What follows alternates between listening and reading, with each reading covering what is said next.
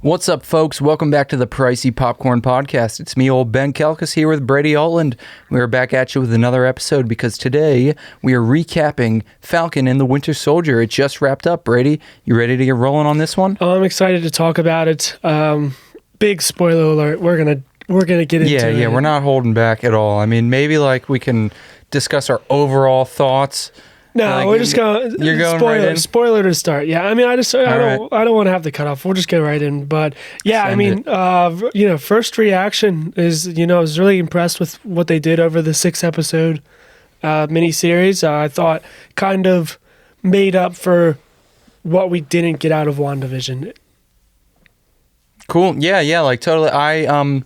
I agree that it was a solid 6-episode kind of a thing. Definitely an interesting look at the kind of stuff that Marvel can do with these TV shows.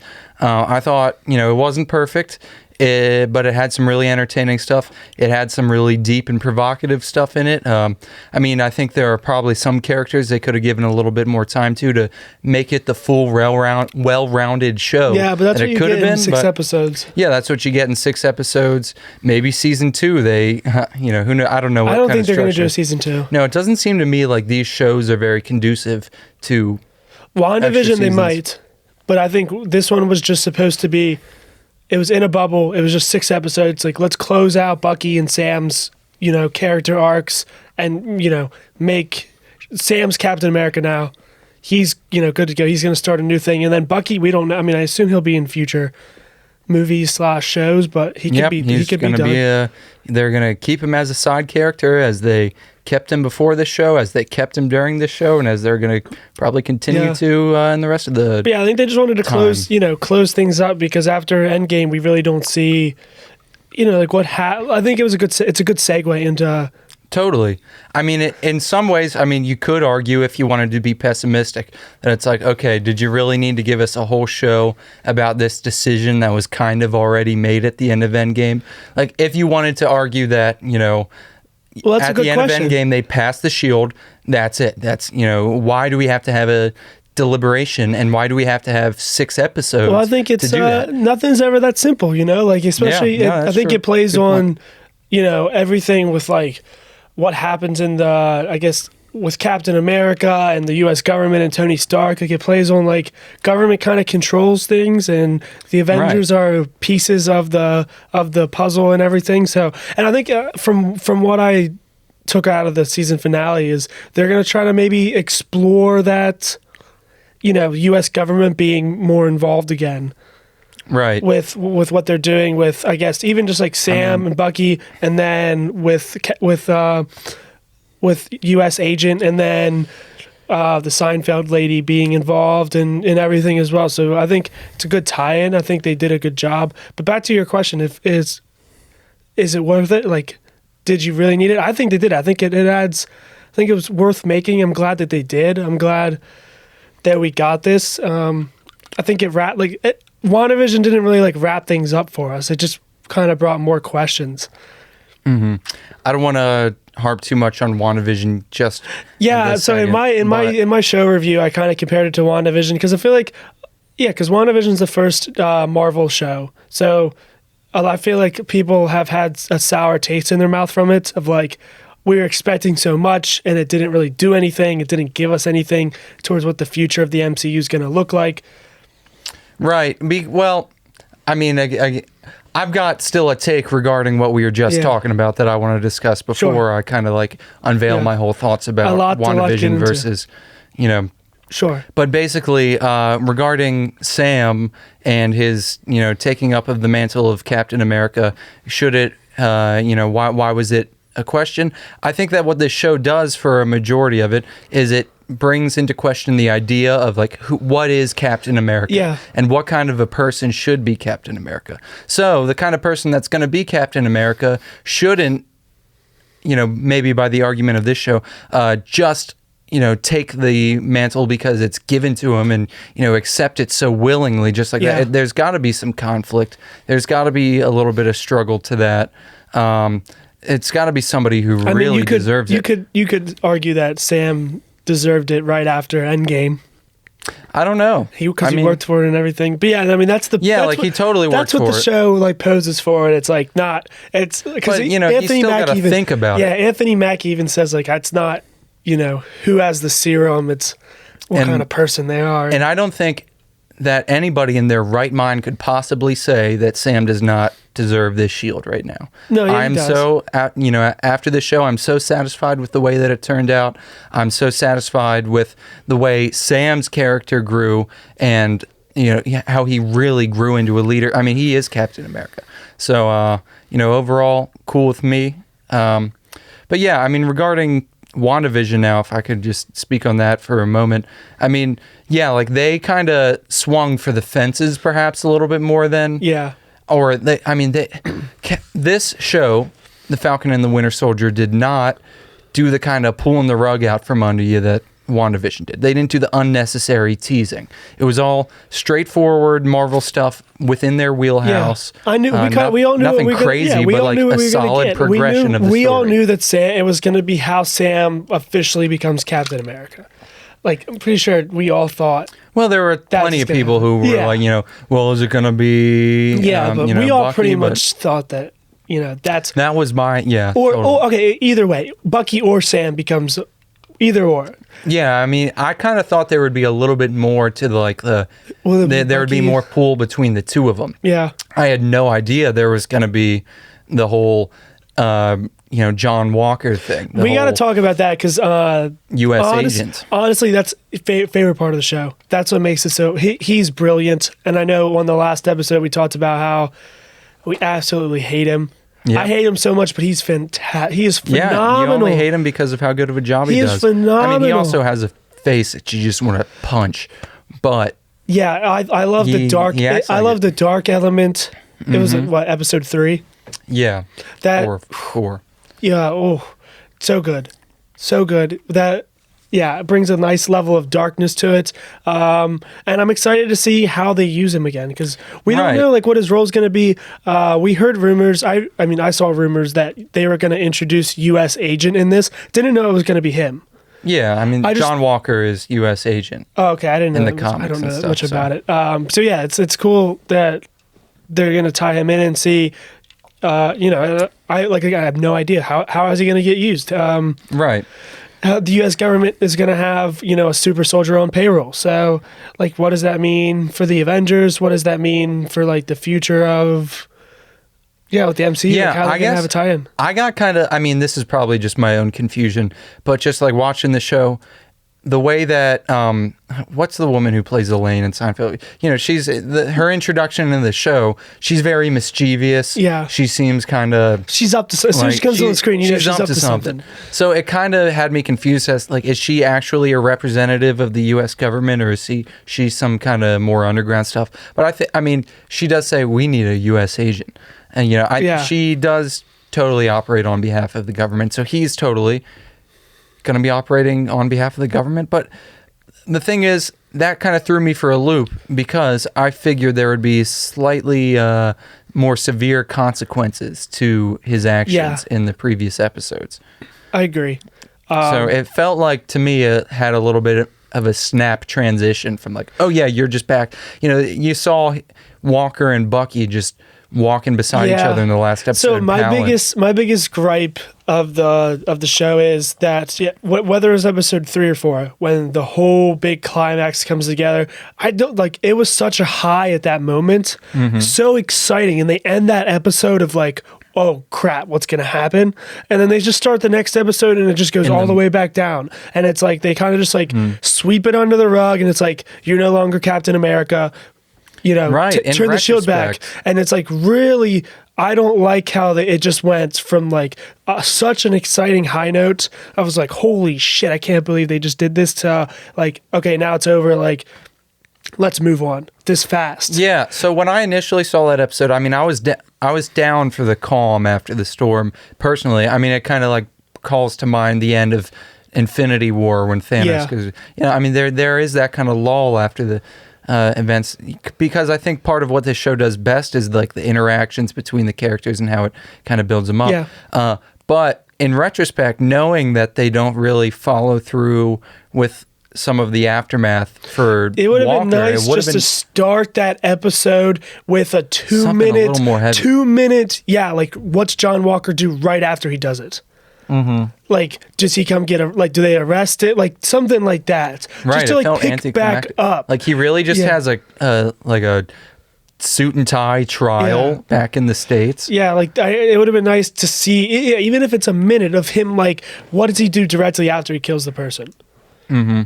I mean, and I guess it kind of goes into how he's not a pure bad character because he's still willing to go through the U.S. legislative system. But it would have been awesome if the next episode opened up like he runs somewhere and then he looks at the shield and sees the blood and smudges it or something and looks at his hands. Has some conflict about it. But instead they just do the cut scene of him going right to building his own shield. He's like, God damn it, I'm doing this myself, whether you want me to or not. Yeah, I wanted more of the vigilante aspect from him. Yeah, and especially because build that rivalry. Especially because it seems like they're planning on using him in future content. You could have added honestly 90 seconds scene to start that episode where he shows he's conflicted, he realizes he just made a huge mistake, something like that just builds into because that's kind of that's the whole Robert Downey Jr. thing. It's like you hate Tony Stark. They could have started that kind of character development with him here, but they didn't. Yeah, I mean, they start the hate love, and then they kind of. But it would have been nice it would have been nice if we saw a little bit more of he isn't just a bad guy who made this mistake, because we all knew it's he shouldn't be Captain America. We all know this. And I'm happy that they took it away from him, but it'd been nice to see some conflict of he realizes what he does. Yeah, he really he gets his ass kicked, and then. I mean, he goes... When you see him building his own shield, you think he's going to be well, that's at the end of the next episode. Right. Yeah, you're right. So I guess during that episode, that's when he's in trial. Yeah. Then at the end of that one, it's after Seinfeld lady comes in. They show him building his own thing. Which I thought it was going to be a thrown together shield. Not an exact replica of the Captain America shield. Which he wants to be Captain America. But I was a little upset. How did he make that? It only looked like it. Yeah, I know. It's not vibranium and whatever. I know that, but I just thought he would have done they could have made it look cool, the whole vigilante thing. I guess, if but it wasn't he's the way he sees it. He is Captain America, so he in his mind should have the shield that looks like Captain America's shield. That's true. So that's where he's coming from there, in my viewing of it. But, yeah, I guess I would like to have seen a little bit more of, build that rivalry between Walker and, New Cap and Bucky. Yeah. Sam and Bucky. I mean, maybe there will be more of that down the line. But I don't know. Yeah, I was just so excited that they we literally all wanted WandaVision to kick off the new MCU plans, and it didn't at all, per se. Yeah, but it was trying to kick off something they were teasing that they were going to kick off some shit that we have never seen before. This was teasing that the story will continue. Yeah, but I get you. But this did such a better now I'm super excited for what the future holds. Not so much from what happens. Well, I think it took fewer. Well, it did take some risks. It took some big risks with John Walker. I don't mean to say it did. Well, I mean I think it took risks with Sam. Yeah. Sam's monologues, him, the way they really were not afraid to address the fact that, there's a black Captain America and people are not going to like it. I thought that was incredibly powerful. So they took risks in that regard. But in terms of the story conventions of a Marvel movie, I don't think they took too many risks. Yeah, I'm with you there. But yeah, it's exciting. And then it ends on such a cliffhanger high note of Sharon Carter being pardoned, and then she walks out of the courthouse and she goes, we have a super soldier on the payroll. Yeah. Like, I think that's super exciting. Yeah, no, I think that's like typical end credit level exciting to me. But Yeah, I but mean, we'll see. How did WandaVision end? The one girl. It ended with Wanda training to be a badass magician. Oh no, I'm sorry. Monica. Monica is going to go up into space. Going up with the Skrulls. Yeah. So that's setting up. But that didn't do anything for me. Well, didn't do anything for me. As this didn't. This did something for me. It did it for me. It got me really excited. I think no one knows that's the good thing. There's something for everybody. No one knew she was the power broker. Like. It's pretty exciting. Which I told you. How do you feel about that? I told you it was going to be her. And I've seen some people bring that up. As soon as you saw her apartment, I knew something was up. Right. Because she was living nice. I mean, it's not like they were going to add in another character. I mean, that does kind of feel like a satisfying kind of reveal. Like, oh my God, it is her. But I knew it was going to be her. But yeah, I mean, cool. if it couldn't have been her, and I would have been like, oh, I guess I was wrong. Yeah, I mean, it would have been cool if they would have introduced a different character that was a power broker. But why not? I mean, she's got all the motive there. The U.S. government cast her out, and this is her life now, and she's willing to, take advantage of her new situation. They also probably had her on like the Marvel Disney payroll. For extra films, and they're like, what do we got to do with this? It's like, I don't know, what's her actual name? I don't know. They just probably said, hey. Yeah, you want to be in this? We'll give you. We'll call you the power broker. Was she She's in Captain America. Right, she's in Captain America, but was she in the Agents of S.H.I.E.L.D. like TV show? I'm because there was that tie-in show, and like there's an Agent Carter show. But I think the Agent Carter show was about like OG. Yes. Peggy. Or that whoever. Makes sense. Yeah. So, and this is Sharon. Different character, same last name. It's the mom. It's the like granddaughter or whatever, or great niece or whatever something like it is. That. There's a relation. Yeah, generation gap between the two. Yeah, and I'm glad they brought her back into the show. Like you last see her in Civil War. And they do a good job of showing some contrast between what happens to the Joe Schmoes of the world versus what happens to the Avengers. Like the Avengers get pardoned, she's off struggling. So, yeah, definitely a cool addition. This just popped into my mind because I think it's funny. Everyone on the internet was memeing the fact that Sam can't get a loan and how like the Avengers are all broke. It's kind of funny. Mm-hmm. But I did see TikTok about how in the comics it says that they make $1,500 a month to be an Avenger. Okay. In the comics, it says that. Put them up. Just like let them. So they make a little money. But yeah, it's kind of funny that they're like save the world and you're broke boys. Mm-hmm. Any other like great things about the show you want to mention?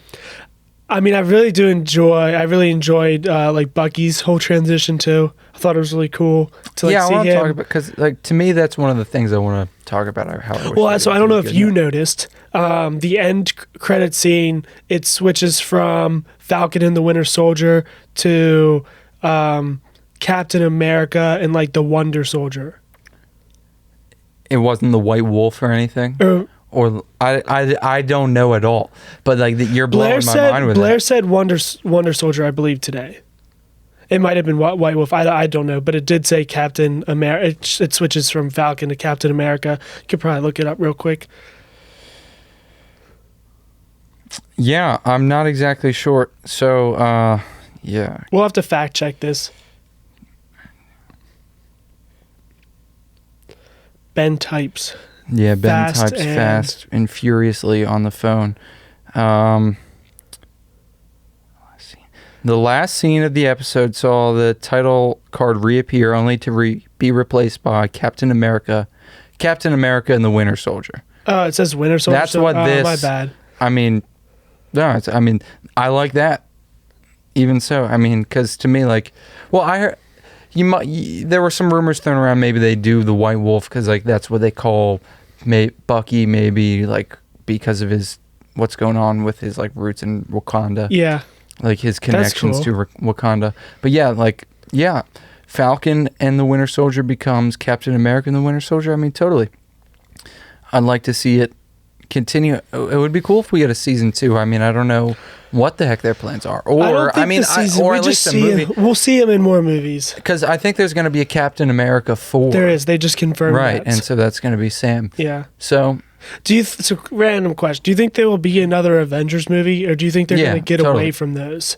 I mean, there's one planned. There will be like the collab movies where they bring everyone together, but I didn't know if you think like if they're actually going to do like Avengers 5. They are like 6? There's one planned, but like interesting to see.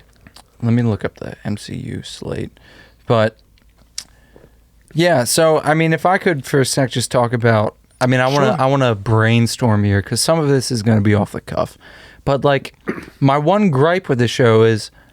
And I can't even call it so much of a gripe because they focus a lot on Sam's character. Yeah. Because he's the one becoming Captain America. And while they do some growth for Bucky, it kind of felt to me like they gave him the short end of the stick. Where, like, there's like 4 episodes between the last time you see him handling his business with the book. Yeah, I was going to bring that up because it feels like they do so much in the first episode and then you really don't like see it a lot other than Until Sam. The end. And other than Sam like telling him, hey, you got to like, clean your demons, like actually and make so up his for arc is like, that's them trying to say, take a moment to listen and like learn from somebody else. But yeah, it kind of was like because like he's a very passive character. He goes and he tells the old man that he killed his son, and then you don't see a reaction from the old man or anything. No, you do. He like cried, doesn't he? You see like a shot of him what? But yeah, I mean.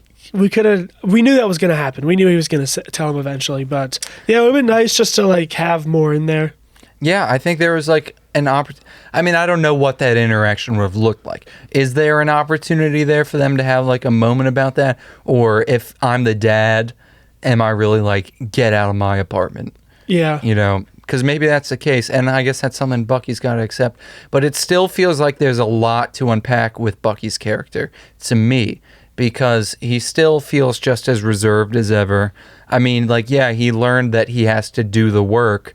But to me, that's more of like a showing of Sam's leadership than it is of Bucky's growth. Yeah, I'm with you there. I would have liked to see more.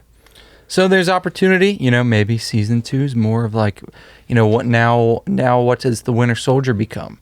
The Falcon's changed, metamorphosized into someone new. I don't think they'll do a season 2. I think they'll just tie it. They'll keep it going with the new Captain America movie. You think Winter Soldier ever gets his own movie? He's a fan favorite. People do really like him. But he is a fan favorite. I think some characters are only side characters. I think he'll just show up in I think he's got good tie-ins with the Wakandans, so I could definitely see him being in the next Black Panther movie. Yeah, but part of me feels like they're really going to keep that within the family. Now, he would be a fine character to add in, but if you think of the last Black Panther movie... Well, he just might be a little cameo here and there. It's not like, I don't think he'd be it's not like crazy. He's going to be the white guy running around as what they did in the first movie is they have, you're that guy from S.H.I.E.L.D. Yeah. I just thought of this. I'm a little upset that they kind of, they brought the Wakandans in and then we didn't really see him after that kick-ass scene. Right. And so that's an interesting thing that they do because they really keep it brief. I mean, it makes total sense that they would be there, but it also kind of makes sense to me that they would just be, if it's not a show centered around them, they're back doing their own thing. Maybe there's like like they could have just like thrown them in one last, I guess. No, you're totally right. Like especially because it's kind of like a send off for Bucky, and like you could have had a nice scene at the end where like Bucky goes to like talk to her. I forget what her character name is. Yeah. The lead one, the lead Wakandan warrior. The one who gives him the I feel like it would have been nice just to like have a little scene where like he goes and they could make a joke about how he didn't know they could take the arm or deactivate the arm real quick or whatever, I don't know. They could have done something. Again, I guess that's something they're saving for later. It's only 6 episodes. I mean, I think that I'm glad they kept with a tight kind of story. It could have maybe gotten a little muddy if they would have done something like that. Could have thrown a few more. They could have filmed. It's the stuff we want to know. Yeah. It's the stuff that we as the fans we want to. So we're 24 minutes in here. and we're neglecting one of the best parts of the show, which is the Zemo's character. Oh my god, we haven't even mentioned the name Zemo yet, man. We had to do the dance. Yeah, I loved his inclusion in the show. Oh my god, I liked his character arc. Yeah, because he was a character who in Civil War, I was the guy saying, why do you even have to have him in Civil War? Why do you have to have some like that plot could have gone by fine? But in this, he makes his mark on the show. I liked him a lot. He's such a great performance. Yeah, I liked it a lot. I enjoyed seeing him on screen, and it's such a great, like the three, Bucky, Sam, and Zemo are like I enjoyed it. I thought it was great. And I'm excited to see what they do with him, because they kind of tease like, hey, what could happen? He's not staying in the raft forever, man. He's no gonna way. be out of there. No way. I love that he gets his last laugh with the explosion at the end as they, assassinate the prisoners, the super soldiers. Yeah, Zemo is great. I loved that in the moment where he could have taken the serum, he smashes them all. I know, because of all the characters you'd expect. I mean, well, his mission was to destroy super soldiers. But you don't know if... But it's still like he's the bad guy, yeah, quote unquote. I thought that was really cool for them to do for his character. Totally. To like have him smash instead of, pick one up. Not that he was going to take it, but, he could have done, whatever with it. Yep. And you get to see a little bit more in this show of the fact that he's like, he is a deadly kind of guy. Yeah, he is. He's not just somebody who's got to pull strings and politicking behind the scenes. He can, he grabs a gun and shoots some people. He'll get his hands face. dirty if he needs to. Zemo's a cool character. I hope to see more of him in the future. It's going to be interesting to see how he breaks out of the raft again, if he does. It might be a while, though. I don't know.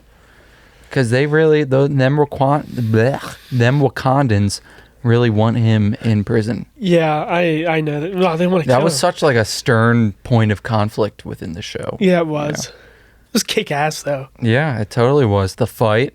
Because that did a lot for, John Walker's arc, where he's like, I can't. That's what made him decide he has to take the super soldier serum. Kicked his ass. Because they kicked his ass, and he's like, they didn't even have the serum, and they kicked my ass. Like I gotta up my game. Yeah, I mean there's a lot to love in the Falcon and the Winter Soldier, and if you haven't checked it out and you're interested in checking it out, I'd say check it out. Yeah, I would say biggest thing is if you watched WandaVision and you kind of had a bad taste in your mouth, didn't like it as much. Don't let that detract you from what this show does. It's like a totally different thing. And it's satisfying and it's rewarding to get through it. And if you liked WandaVision, I'm sure you'll like the Falcon and the Winter Soldier. Probably Maybe like you won't. More. I don't know. It depends why you like WandaVision. I might have liked WandaVision more just because I felt more of the weirdness about it. This felt like I think there's a lot to love in it, but it's like you got to be into the spy movie kind of thing, like the crime show kind of a thing, which a lot of people in the MCU, and especially those who think Entourage is better than The Wire, I like that. Love that kind of thing. But yeah, if you like that 70s show more, I don't know. I'm grasping at straws here at this point. I like them both, and there's a I think Marvel definitely is going to keep making TV shows. Yeah, what's the next show to come out? Is there...